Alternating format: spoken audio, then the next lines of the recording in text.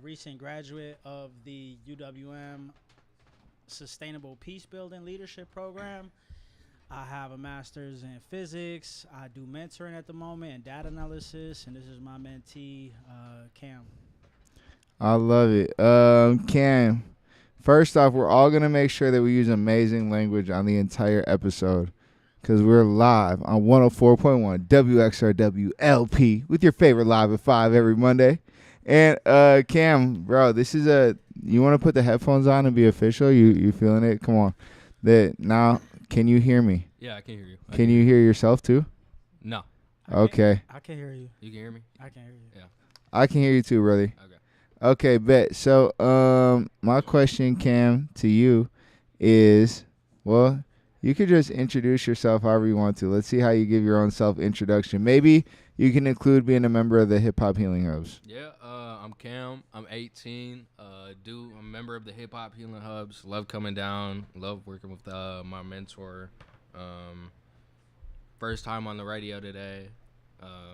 Yeah, sure to answer some questions. Absolutely. Come on, let's go. So, he got his ear to the streets, the youth, you know what I'm saying? Ear to the streets. Cam knows what's going on. Did you just share your age, Cam, or no? Yeah. Yes, you did. Okay, I love it. First off, what I really want to do is we're going to take, this is so fun. This is my first time doing the live stream, so thanks for vibing with me. It would be Danny to be hanging out with me when my first time doing something because he's just so supportive of what's going on. While we're getting set up, we're going to play one song, and the song is called The Throne. I think it's very fitting because it represents the idea of, being an angel on the throne, and I feel like that's the work that we're doing with Hip Hop Healing Hubs. Oh, yeah. Never be alone.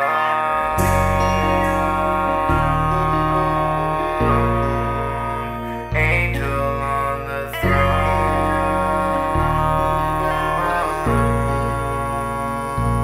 Never be alone. Found the Holy Ghost, asking me to show where I wanna go. Never be alone. Heaven is my home. Never be alone. Found the Holy Ghost, asking me to show where I wanna go. Never be alone. Angel on the throne. Never be alone. Kingdom within known. Going with the flow. Rolling on my own. Hold my angels close. All I am I chose. Praises to the Most High. Open up your throat. Chakras they've been uplined. Everything is divine. Yeah, I know it's my time. How to get the right vibe. Welcome into my life. Wait for me, I outline. Vision from my third eye. Drama at the sideline. Calling for a ceasefire. Plan B had to retire. After me we'll restart. Healing like they aren't perfect as we are. Leave a legacy scar. Thankful when my days hard. Greatness blew from the dark. Rise up and I turn. Elevate and learn. Be you and return.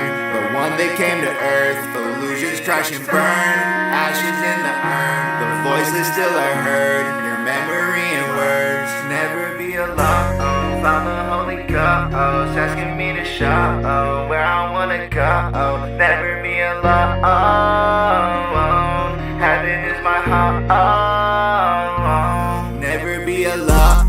Found the Holy Ghost, asking me to show where I wanna go. Never be alone. Heaven is my home. Never be alone. Found the Holy Ghost, asking me to show where I wanna go. Never be alone. Angel on the throne.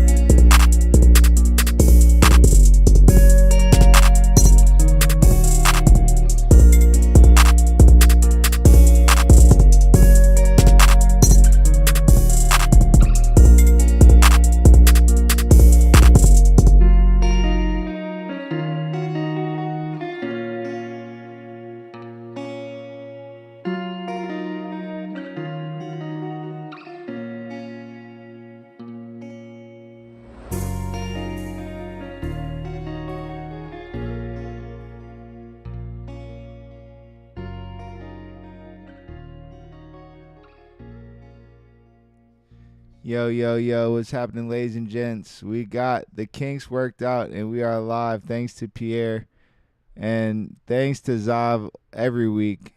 Wherever you are at today, Zav, we love you and we appreciate you. Live on 104.1 WXRW LP, your favorite live at 5 every Monday, Interstellar Vision, Intellectual Minds. Here on River West Radio, the best radio station located right here in the 53212 824 East Center. Come down and figure out how you can get involved, how you can contribute to this beautiful space. Maybe you want to be a radio show producer like myself and have your own episode series where you're hosting weekly conversations and sharing whatever your message is. Of course, the message here on Interstellar Vision is to highlight the talent and intelligence of beings living between the stars. Maybe you want to do some of the behind-the-scenes work and you want to help, manage the station in a sense. Maybe you want to be able to help with some sound. Maybe you want to help run events. Whatever it is, and however you want to be involved, maybe you want to make a donation. We are here for you on 104.1 WXRW LP. And I'm really excited to see what Danny and Cam have to say today because they are two of my closest partners in this collaboration that I've been contracted on with Your Move MKE called the Hip Hop Healing Hubs, which holds a purpose of healing the relationships between sworn officials and civilians. And it's awesome because Danny here actually had incarceration time. And Cam, when he started this program, had a 0 out of 10 rating of trust with law enforcement. And so I think that they both have just probably great testimonies as to the power of quality programming, and that when you bring two people together that maybe aren't always used to working with each other, that it can make really beautiful happenings and unexpected miraculous growth. So I want to start with you, Danny. First off, tell us a little bit about being home since incarceration, how much time you did, and how that incarceration and everything leading up to that even affected your relationship with law enforcement. Yeah, so I'm basically what they call, I was on a payment plan, right? So like I got about 9 years in, maybe 9.5. And it was a lot of in and out. So they call it the payment plan because it's different than saying like doing like a 10, 15, 20-year stretch. It's, maybe quite a bit of my fault, you know what I'm saying? But at the same time, it's a lot of the system's disintegrity where I feel like I got railroaded by the system. And then like I get locked up for 2-3 years. I come out, go back for another 2-3 years. I come out, go back for another 4 years, come out. And so it took a lot of headache and a lot of heartache and a lot of bump in my head to finally like get to a position where it's like, okay, I'm mature enough and healed enough to realize and understand like I'm not trying to be at war with the system no more, you know what I'm saying? Because like they have all the levers. They have all the levers of power, and I'm just sitting here trying to live my best life, trying to do what I can to be productive, to help my family and my friends and my community. And it took me a long, long, long time to learn that lesson. What was the other part of the question, or what was? Well, that's a great start. That's Okay, a great that's a start. great We can bring it right there. And Cam, I just want to put it to you in a similar sense. Well, I guess like before we pass it to Cam, the second half is like, how did that affect your relationship with law enforcement? Oh, okay. So. Or your perspective of them. So I grew up in the hood, right? Like I grew up on the south side of Milwaukee on 11th and Greenfield. One number like gang banging around me and like poverty and drugs and violence. And so that's the environment I grew up in. And then my home environment itself wasn't like all that great. So I was led down that path quite early. But my experiences with law enforcement have left me like extremely angry and distrustful. And like, I mean, I could tell some stories about like, I was almost murdered by the police on a couple occasions, and it's like on some real shit, like not even exaggerating, not even like playing, like just on some very real stuff. It was I very nearly died in the hands of the police officers on a couple different occasions. And these types of things weren't reported that much back then, right? So I'm almost 40. I'm 40 years old at the moment, and this had to been when I was 17. So this is over 23 years ago. We didn't have cell phones and things like this to capture the footage. But there was a couple of occasions where I was extremely violently violated by the police officers, and I almost nearly died on a couple of occasions. So it's like, for me, I just have a very deep-seated dislike of police officers. And then being inside the system, there was a lot of situations in the system where I was put in conflict with prison guards, and it was a similar situation where it was like really what's the word I'm looking for, like not conflict, but like it was really confrontational. There you go. It was very confrontational. So it's like I feel like they need to take a step back and look at what they're doing to create a reaction from people. But you know, it goes both ways. I do understand. I do accept my own responsibilities and accountability for the situation. But like overall, just a lot of deep-seated mistrust. That makes sense. Yeah, and you know, compassion and love to that abuse that you experienced. You know what I'm saying? And thank you so much for being able to persevere through that. And you know, that just makes it so much deeper. Like, I understand now when you say like, oh, I never would have expected I'd be playing dodgeball with the police, for example. Like, it goes really deep in terms of like, I was betrayed, you know what I'm saying, and abused and mistreated. So the idea of like healing relationships and having fun with police is it's tough. It's tough, but you know what? I've gotten to a point in my life where I'm mature enough and healed enough where I'm able to like rebuild those bridges, because these particular gentlemen didn't necessarily do that.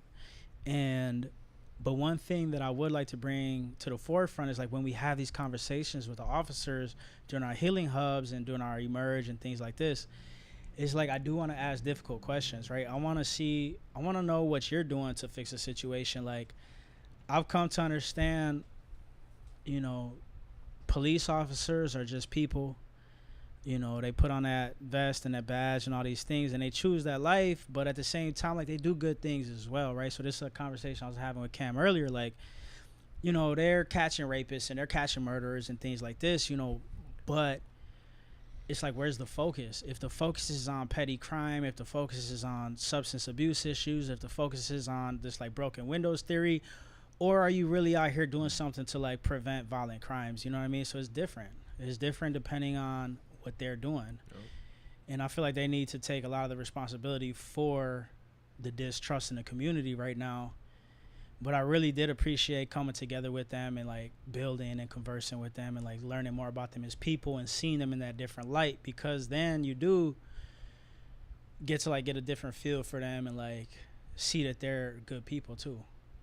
What is broken window theory? So like, I'm not an expert on this stuff by any means. Maybe I should have did my homework a little bit before coming out here. But like in New York, they had this idea back in the 80s, like broken windows theory, where it was like, okay, where we see petty crimes, we're going to see major crimes, right? And so that was like, according to like how people think nowadays, this was like a very racist like way of approaching policing. Same thing with like stop and frisk. So it's like, okay, you see some broken windows, you see some like cars on bricks. You're assuming that because like you're in a more impoverished area and you're seeing petty vandalism or petty like property damage, that because you're seeing those things, those are symptoms of greater criminality, right? So then you start over policing the areas versus like, but there's been like research done that like there's similar rates of criminality done across suburbs, rural areas, urban areas, whatever, similar rates of like substance abuse, similar rates of like DV, and similar rates of like different types of crimes. So the broken windows theory was like kind of like abandoned in like the 80s or the 90s as not very accurate, I suppose, or not very good policing strategy. I love it. Yeah, I mean, it makes sense. It's almost just an excuse in a way to get into people's business. It's an excuse. It's exactly an excuse to get into people's business. So Milwaukee right now has quite a few like abandoned property issues, right? So like a lot of boarded up buildings and things like this. So this would be like context, or this would be like a premise to cause stops, right? So if you're driving through the neighborhood and there's an abandoned building right here, and you got a few people in the general area of the abandoned building, well, now you're loitering. So it's like it's has the roots in this broken windows theory, where it's like, okay, there's an abandoned building here, there's a few people loitering here, they must be connected. This is like a high crime probability. And then it's also, like I said, it also evolved into other things like the stop and frisk and things. And I'm not an expert on this stuff, so I might be inaccurate in a couple things I'm saying, but like the general themes are there, like the general accuracy is there. Like the stop and frisk came next. So the stop and frisk was like, okay, you know, we really don't care what you're doing, we just gonna stop you and frisk you. And stop and frisk, I guess supposedly, according to a couple of things I read, was fairly effective in like finding instances of broken laws. But just because you stop and frisk somebody for no reason and violate their like constitutional rights, and you find some marijuana, that doesn't justify breaking their constitutional rights. You know what I'm saying? I love it. I love it. We are going to hear from Cam for a second here. So Cam, I want to start with you first off as a thank you for being here today, choosing to be here today, and choosing to be a part of Healing Hubs. So something special about Healing Hubs is that the youth are able to get paid once a month for their time commitment of coming and sharing their ideas. And the reality is that this program was basically impossible to run on a once a month basis because we were switching the youth that we had every 3 months. So to be able to like build a trusting relationship with the youth and then develop a campaign and then run a program, you know, meeting once a month, basically we agreed that it's impossible. In our last cohort, and shout out to Jeanette Torres of the Southside Organizing Center and everything that she did, which was really the group that inspired us to meet more than once. And we had ran a program called Feel the Love, Not the Drugs, which ended with a community versus police dodgeball game in which the community won. Yeah. You can ask Officer DT. The facts are there. And that is the program that we actually started with Cam. Cam is actually the reason that we did Feel the Love, Not the Drugs. Yeah. Because we were having one of our new transitions, and there were no youth that had showed up except for Cam. And so I think it was just me, Danny, and Cam sitting down and like getting to know each other and talking about life. And whatever conversation we had led to Feel the Love, Not the Drugs. But Cam, just tell us a little bit about your life experience at 19 and how you had started at a 0 out of 10 when you first started the Hip Hop Healing Hubs program, a 0 out of 10 in regards to your trust in law enforcement. And at a minimum, it has at least moved up to a 0.1 out of 10. So we're at least at 1% out of 100. We might be getting even higher this Wednesday. We got an Expression Over Aggression party at the Safety Academy from 5 to 7. But yeah, just tell us a little bit about your experience, Cam, with law enforcement and why your initial rating before experiencing this program was a 0% for trust. You know, well, I'm on probation, so I've had my fair share of like interactions with the police. I've just, you know, some of the, you know, not all police officers are the same. I'm not saying that. And I've also gotten stopped or had interactions with police in various counties. But I never had an instance where I ever really could put my trust into a police because I've been lied to by the police so many times. And there's never been an instance where the police have helped me or anyone that I know who could have used help from a police or someone like a police officer. So that's why my original rating was a 0, just because there was nothing really to give him any points for. But, I had a conversation. DT was there. Officer Imani, she was cool. I had a good conversation with Officer Imani. Shout out her. Like Dan was saying earlier, they're people just like us. People just like us. Yeah. So, trust. I wouldn't necessarily say I trust them, but I don't. My feelings are a little better. They've slightly gotten better. Yeah. Which makes sense. What did you? So if you just said you had conversations. Yeah. And that's part of what increased the trust. This is a 2-part question. Is like, what increased the trust overall? Was there more than just the conversations? Did you do anything else in the Healing Hubs program that has helped increase trust?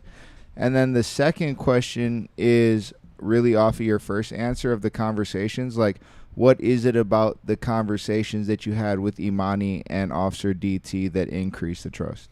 I think just the conversations, they were honest from what I could see so far, but at the same time, the same thing with the conversations is we're in a room, we're in private, so they could be saying one thing and be going out and doing a completely different thing. I don't know.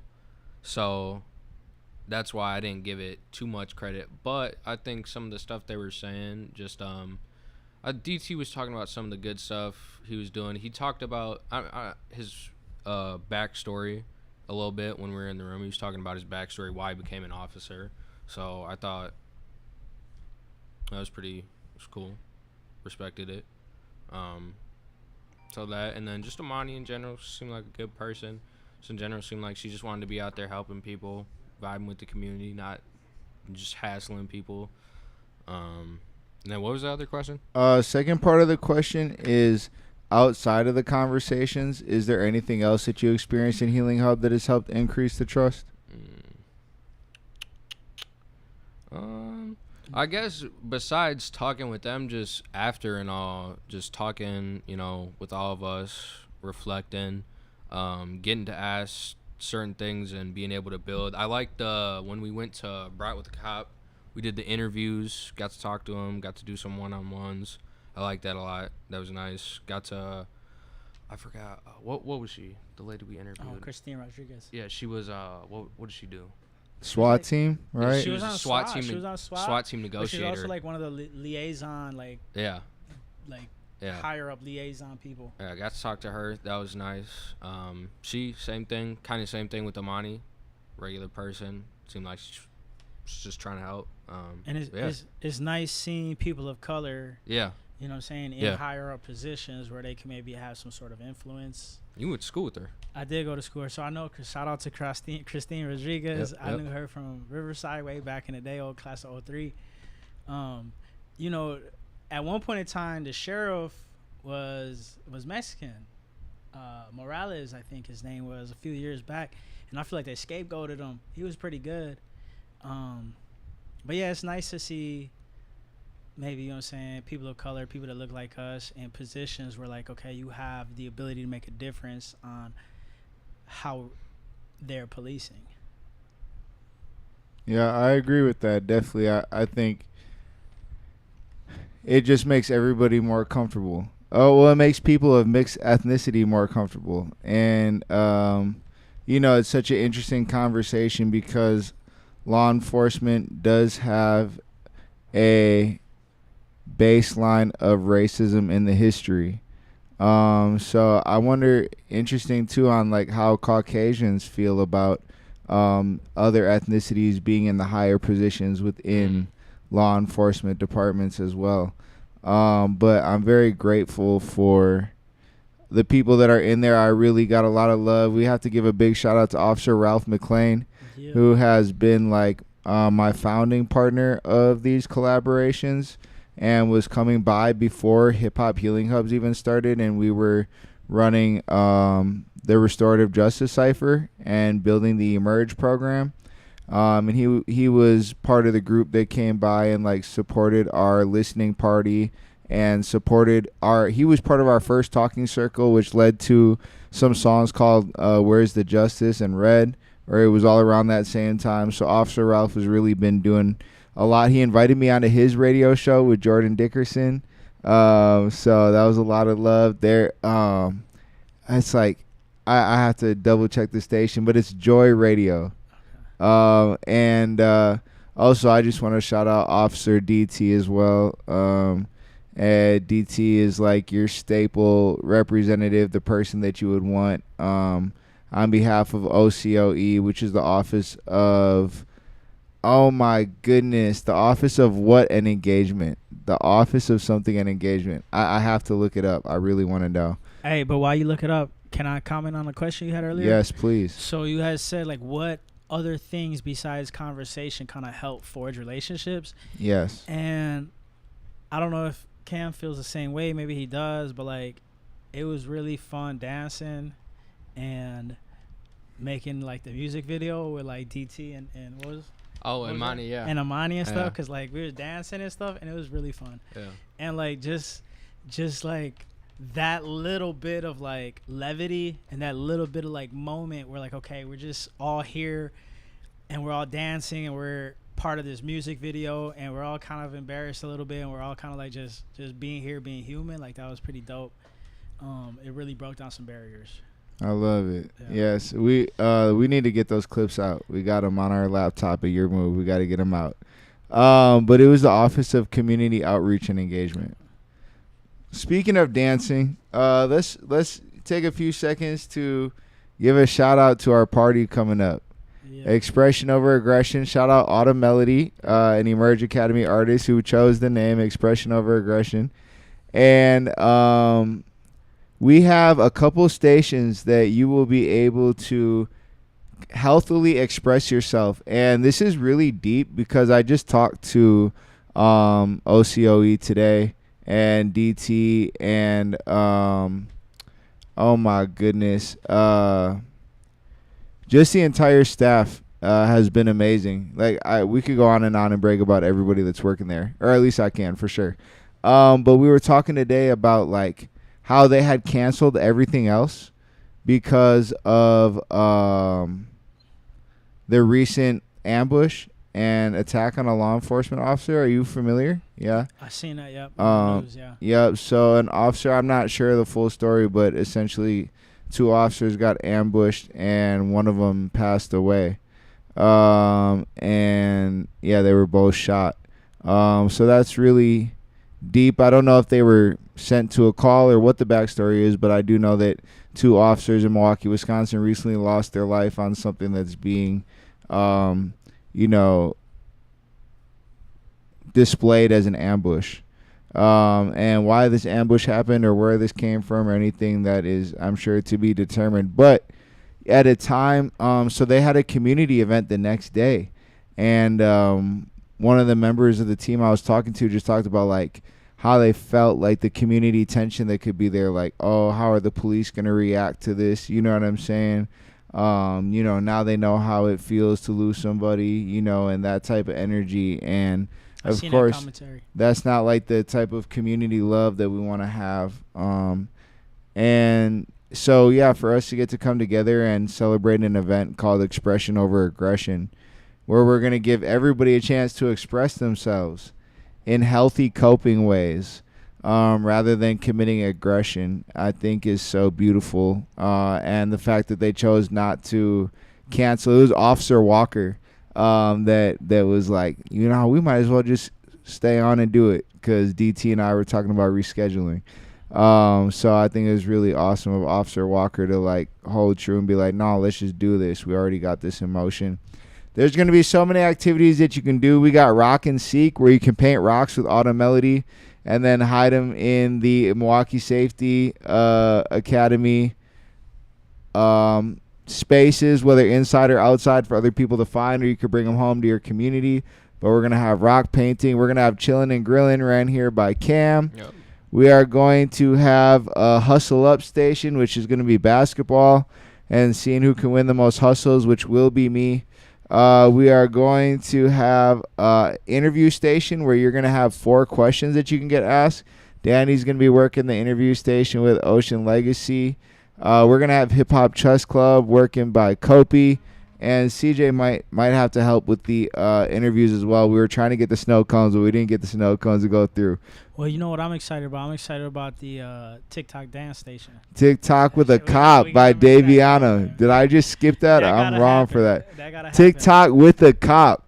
I hope y'all are ready.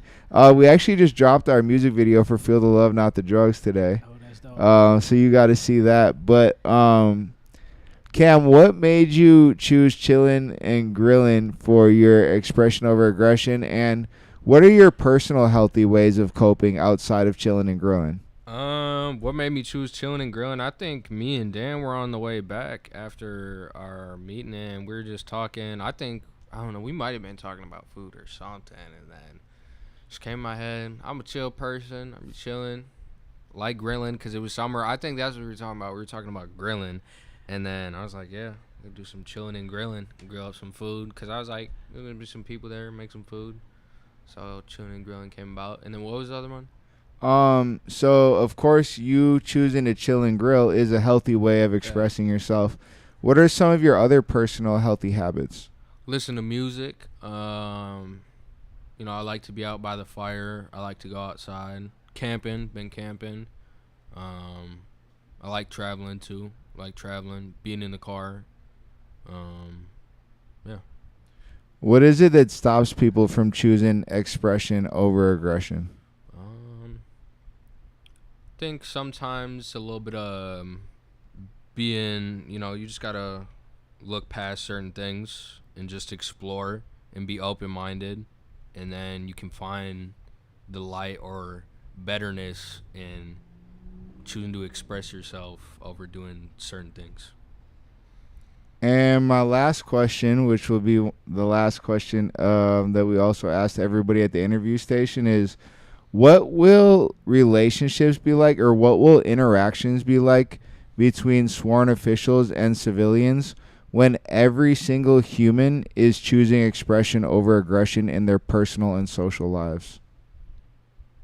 If everyone was doing that, it would definitely be better, more positive. I feel like there would be a lot more positive interactions, a lot more light. I feel like there would be more opportunities, more events going on. I feel like just be better overall, most definitely. I'd like to ask you those same questions, Danny. Number one, first off, just let me start with number one. What does expression over aggression mean to you? Expression over aggression. What does it mean to me?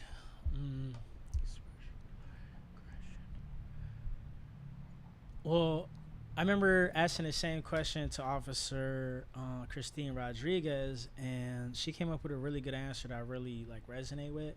And she came up with the response of expression as in expressing your feelings verbally versus being aggressive in your body language or getting into fights or things like this. Because when I first heard the phrase expression over aggression, I'm thinking okay, I'm thinking music, I'm thinking art, I'm thinking different forms of artistic creation. But expression can be as simple as having a conversation with somebody and expressing how you feel, right? So it's proper communication. So with proper communication, you can avoid a ton of issues, and you can I'm not sure how much, but something 90% of conflict is through miscommunication. So expressing yourself verbally in such a way that you let other people know how where you stand and how you feel, I feel that's going to lead to a lot of positive interactions or growth.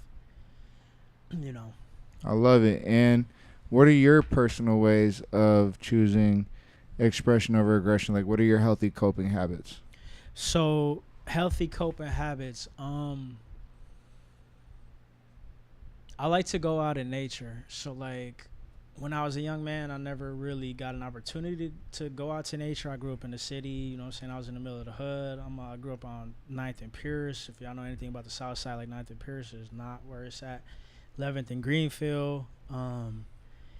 I don't know anything about nature, but as I got older, when I got out the joint, for whatever reason, it was just calling to me. And so I would just go camping, and I started going fishing, and I started hiking, and I started doing backcountry camping and just going out into the wilderness. And like honestly, that's my like place. That's my sitio. That's my place where I love to go and just resonate and just get refueled. Like that's where I can go. I'm not even sure what I'm trying to say, but like that's my place of peace where I can go there and just refuel. But what was the question again? What are your healthy ways of coping? Oh, So okay. you definitely answered it. Yeah. Right. So nature is my way of coping. But besides nature, besides going out, because sometimes you can't always like make it out somewhere. Besides that, like just spending time with loved ones. You know, that's a whole different conversation too, with like trauma and things like that with family members and stuff like that. But like,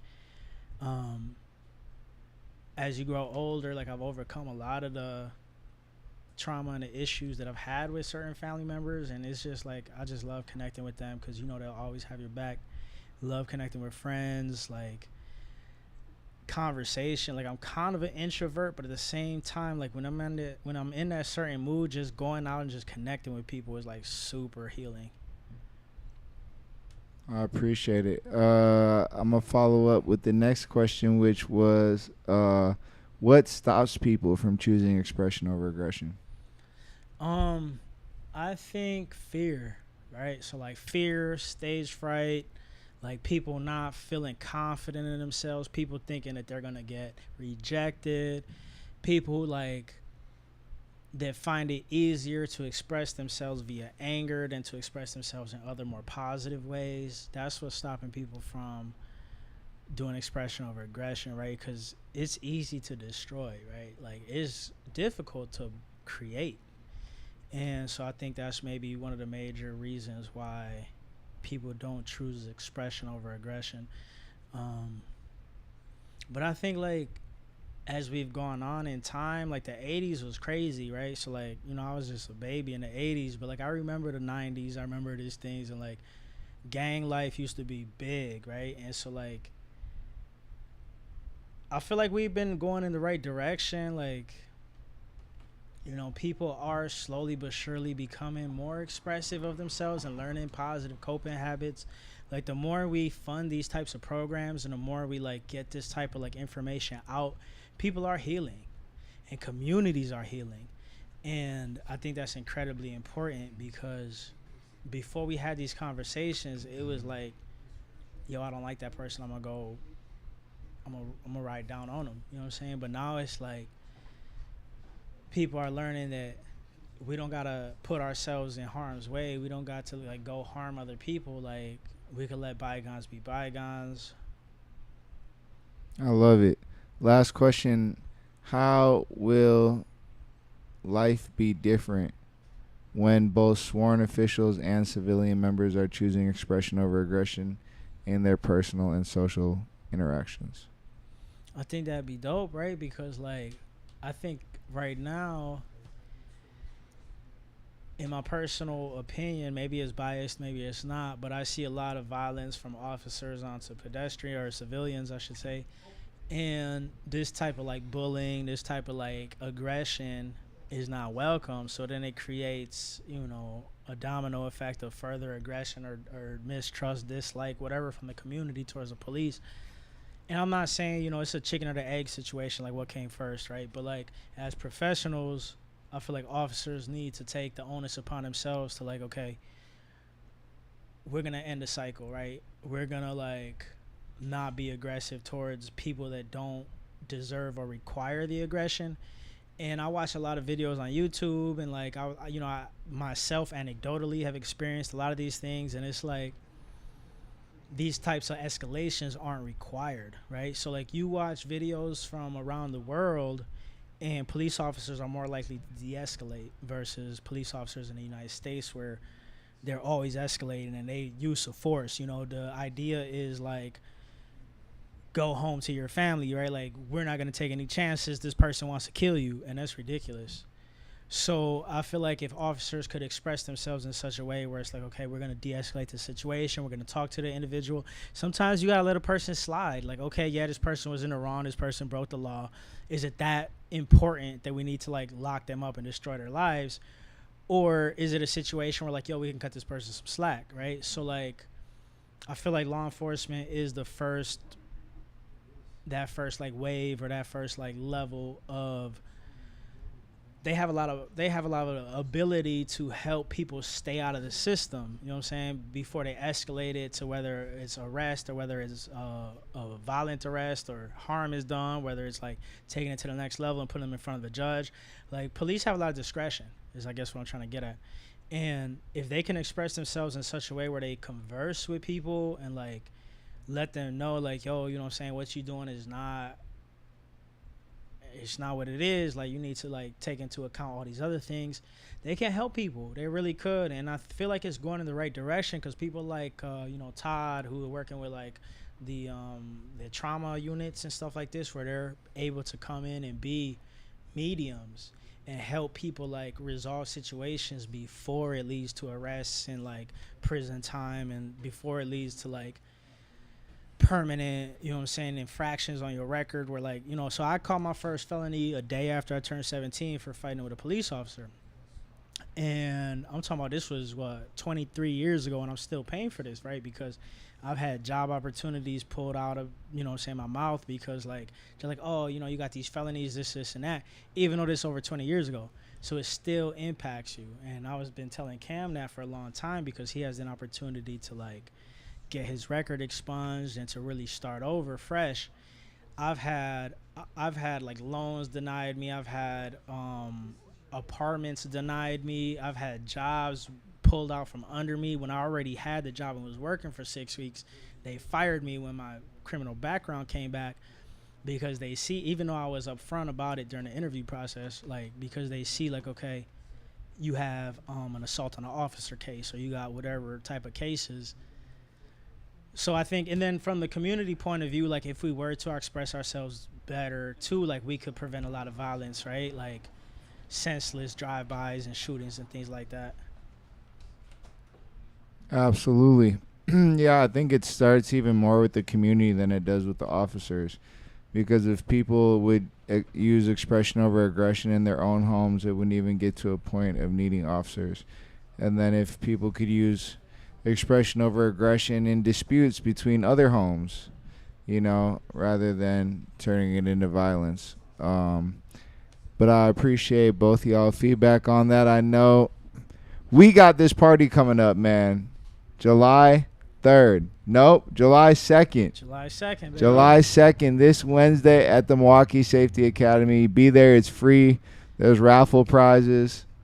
There's chilling and grilling. That means there's food, there's basketball, there's painting, Yep. There's interviews, there's law enforcement, and there's civilians. And there's the opportunity to express yourself. Thank you, Marcy Patterson, as well. I'm not sure what your position is, but I know you're in charge of a lot of things, and just thank you for all your support and collaboration and involvement. So y'all gentlemen came in with some questions today or some topics, right? We got about 10 minutes left on the show. Where do y'all want to go with this? I use a bathroom. Yeah, all the way in the back. Where do you want to go with this, Danny? What was you thinking? Oh man, I don't know.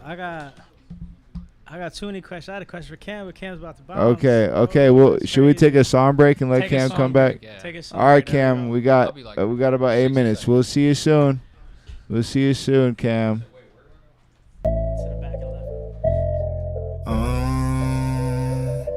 On the journey, I've been on the journey of life. Deep inside I know that it'll all be alright. Sleeping in the stew because my rent's due tonight. Rising in our power, we were all born to thrive. Work with what I got because I left 9 to 5. Look at what can happen when we live in our prime. Haters talking down and yet they still watch me shine. I'm the greatest ever with no plans to retire. I'ma match that fire alarm. Burning passion, be my bright sun. When I'm feeling weak, I stay strong. Have haven't lost for weeks. I'm LeBron, March, run. On the journey alive. Deep inside I know that it'll all be alright. Sleeping in the stew because my rent's due tonight. Rising in our power, we were all born to thrive.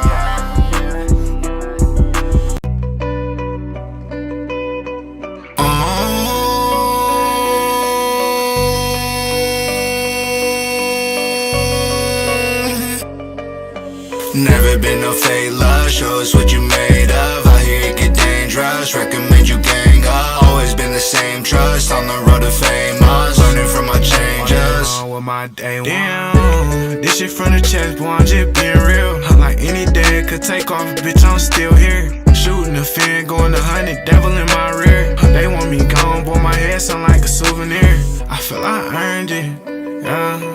Bridges I've been burning. Like where I pick 'em up. Like summer nights, stayed on that ground, that boy couldn't get enough. So many times I thought with nines, I know they sick of us. Like Rio got shit out the mud and gave it to Johnny Dane. Like Rio's wrong from where I was, but look how far he came. I'm up in the stool grinding all night, the world gon' know my name.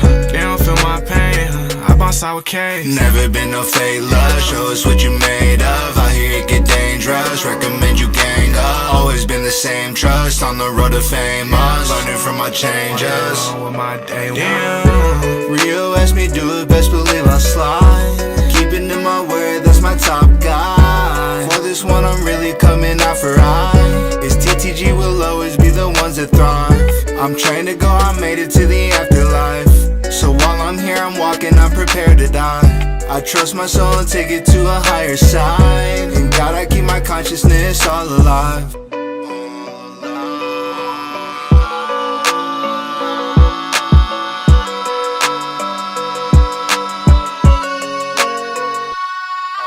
Never been no fake love, show us what you made of. I hear it get dangerous, recommend you gang up. Always been the same trust, on the road to famous. Learning from my changes. With my day one. Never been no fake love, show us what you made of. I hear it get dangerous, recommend you gang up. Always been the same trust, on the road to famous. Learning from my changes. With my day one. Damn.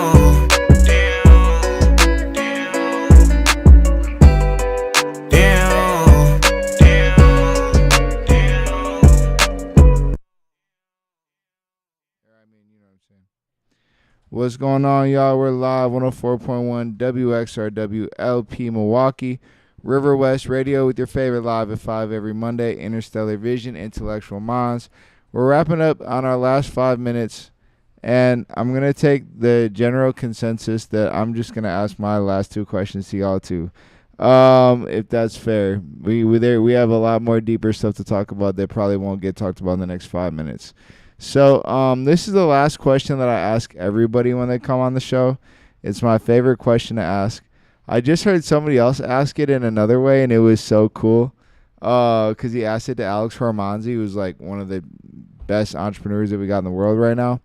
But the way that I ask this question is, if today was your last day on Earth, you are guaranteed not to have another breath when the clock strikes midnight for tomorrow.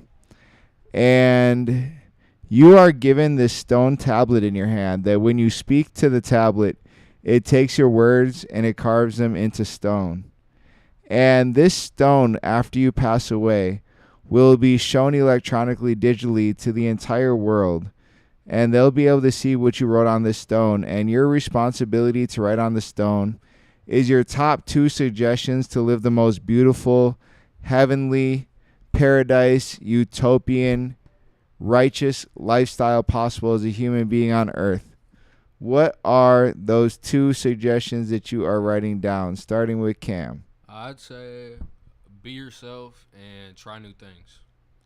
Be yourself and try new things. And Danny, we're going to pass that to you. Man, the only thing that came to mind while you were asking that question was like spend time with my family. Like that's all I kept thinking about. So like my thing would be, maybe I'm not going to put it so eloquently, but like just spend time with your family, spend time with the people that love you, that you love. I love it. I love it. And Cam, what does it take for someone to be able to be themselves? Because a lot of people are not able to be themselves. So, what is it within somebody that helps them be themselves? See, that's the thing about trying new things too, because I feel like when you try new things and have different experiences, you realize what you like to do, and you get to figure out the type of person you want to be. Especially growing up, being younger, like you keep the more and more stuff you do, the more and more stuff you see, the more conversations you have. Like you just get to see who you want to be. So it's just all based off your values, your morals, and just how you want to be. And Danny, when you said spend time with loved ones and people that loved you, how are you able to know if somebody truly loves you and that that's one of those people that you should be spending time with? Man, I feel like that might be a hard question for some people. For me, it's just my immediate family. It's just my immediate family for me. I suppose, you know, there's friends and there's loved ones and there's, you know, relationships I've had with people in the past, but like I said, the only thing that kept coming into my mind when you said that was like, you got your last few hours on earth, like what are you gonna do? I'm gonna hang out with my family. Like I'm gonna hang out with my immediate family, you know. So my mom, my sister, my niece. Absolutely. Now I want to follow up on that because I think you gave a good suggestion as to like what you should do with your time, which is to be around loved ones. But I just want to re-clarify the suggestion or the question is like, how do you live the most successful life on earth?